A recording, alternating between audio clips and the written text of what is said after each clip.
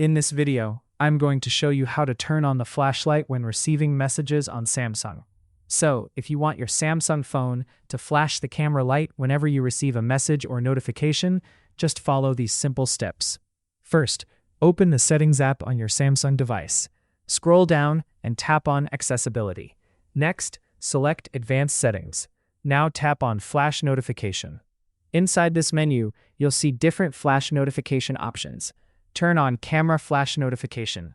Once enabled, your phone's camera flash will blink whenever you receive supported notifications, including messages.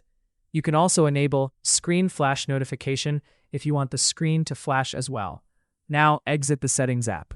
To test it, ask someone to send you a message or notification. Your Samsung phone should now flash the camera light when a new message arrives. If you found this guide helpful, consider leaving a like and subscribing for more Samsung tutorials and tips.